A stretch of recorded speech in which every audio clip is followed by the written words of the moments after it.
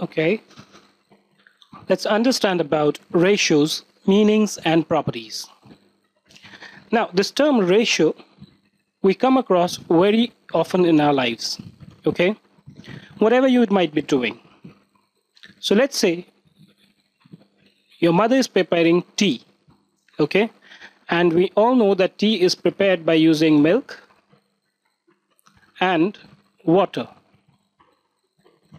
Okay, so let's say in order to prepare 3 cups of teas, you require normally 2 cups of water and 1 cup of milk, right? Now this ratio term which is used basically is used to denote, let me just write it down, denote one quantity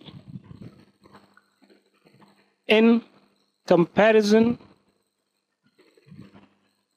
to other quantity or quantities. We'll see what I mean by this. Now, when we use the milk and the water to prepare tea, we say that for every 3 cups of teas, for every 3 cup of teas, the ratio of water to milk required is 2 cup is to 1 cup, or simply 2 is to 1. Now basically what we mean when we say the ratio of milk required is that, the relevant proportion of one quantity, which is that of water, which is required vis-a-vis another quantity. So the purpose of ratio basically is to ensure or to reflect how much of one is needed vis-a-vis other under given circumstances. Okay? So in this case, basically, the ratio of 2 is to 1 denotes that for every 2 cup of water, we require 1 cup of milk to produce 3 cups of tea. Now, this ratio, which is 2 is to 1, can also be written as, if you multiply both of them by 2, you will get 4 is to 2. Right? Or again, if you multiply them by 3, you will get 12 is to 6. But in both the cases, the ratio remains the same.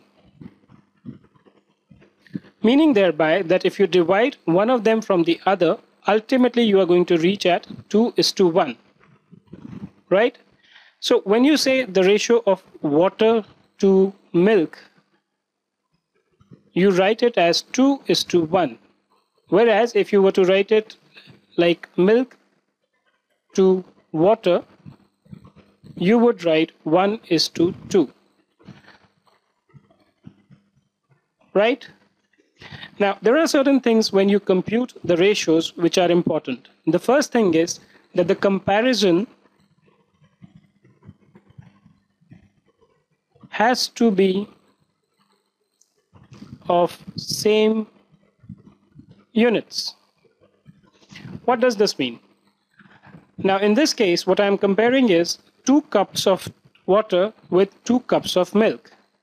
I cannot compare 2 glasses of water with 2 cups of milk. No, that will be incorrect. The unit of both the quantities or both the terms or both the aspects that are compared has to be the same. If they are not same, then you have to kind of convert them into equivalent thing. So let's say if you were to compare 2 hours with 30 minutes, this is not correct. You have to first convert these hours into minutes. So 2 hours can be written as 120 minutes, and then these can be compared with 30 minutes, and then the comparison or the ratio of these 2 times will be fine. Similarly, you cannot compare kilometers with meters. You have to convert the kilometers by multiplying them by 1000 and converting them into equivalent meter, and then compare. So the unit has to be the same. You cannot have different units while you are comparing the ratios. Okay? Now, a ratio, basically, once it reaches a stage, now if you notice, I told you that 2:1 is the same thing as 4:2, is the same thing as 12:6, right? Now, in cases where the HCF of two ratios is 1, then we say that the ratio are expressed in their simplest forms. So it cannot be reduced any further, right? So let's say, for example, let's take one small example over here. Let's say you were given 21/35, right? Now, if you notice, 21/35, is it something which is there in the simplest form? No. Why? Let's see. So we find out the HCF of 21 and 35 by division method. 21 into 1 will give you 21. 5 minus 1 gives you 4. 3 minus 2 gives you 1. The remainder is not 0. So we get this and make this as the dividend. 1, 14. 21 minus 14 will give you 7. So now 14 becomes the dividend. 14, 2 times 14. So the HCF of these two numbers is 7. Hence, we conclude that this is not a ratio in the simplest form. So what do? We divide both the numbers, both the numerators and the denominators, by 7. 21 divided by 7 is 3. 35 divided by 7 is 5. Right? Now in this case, if you notice, we have received, or rather we have reached a situation where the number which is there is 3/5. Should we find out the HCF of 5 and 3? So 3 times 3, 1 gives you 3. 5 minus 3 gives you 2.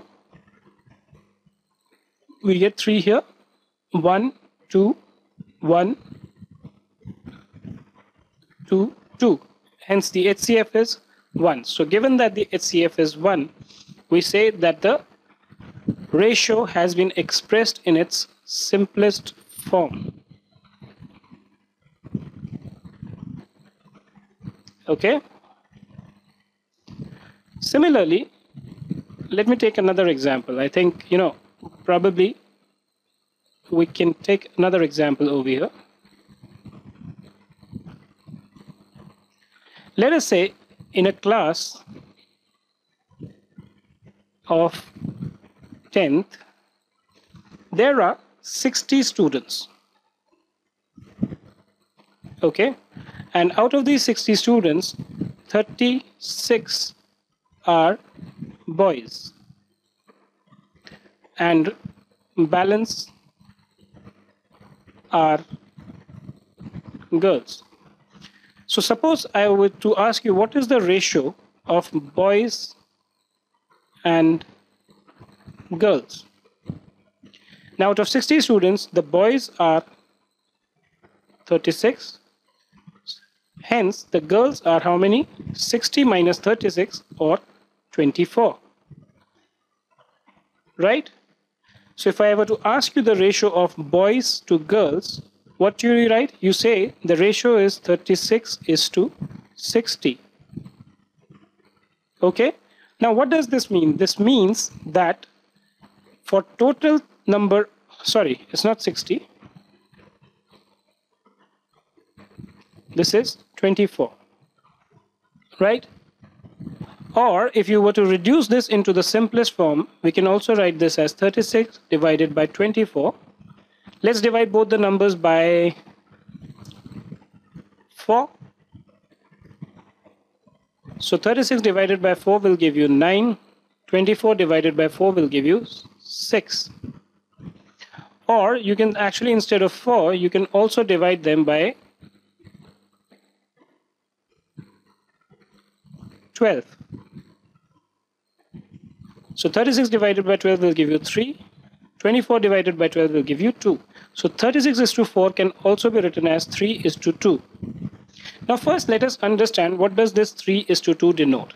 This 3 is to 2 denotes that the ratio of boys and girls is 3 is to 2, or for every 3 boys there are 2 girls in the classroom, okay, which is classroom 10th, right? So this basically helps in various things. So let's say, you are trying to find out that okay, let me tell you how this helps. So suppose you were aware that, the boys like to play with the cricket balls and the girls like to play with badminton. Okay, I'm not being biased, but I'm just taking this as an example. Now, in that case, suppose you have to make an estimate of what is the ratio of balls that should be brought in the classroom vis-a-vis the badminton. So generally, you can say that given that the ratio of boys and girls is 3 is to 2, the number of ratio of balls to badminton should also be 3 is to 2, right? So you can decide as to how many balls you want per boy or how many badmintons you want per girl. But generally the ratio is 3 is to 2. So in taking decisions where we decide as to what all quantities are required, the ratios are useful. Okay? Now we will see some various examples of ratios and proportion in the context in which they are particularly used.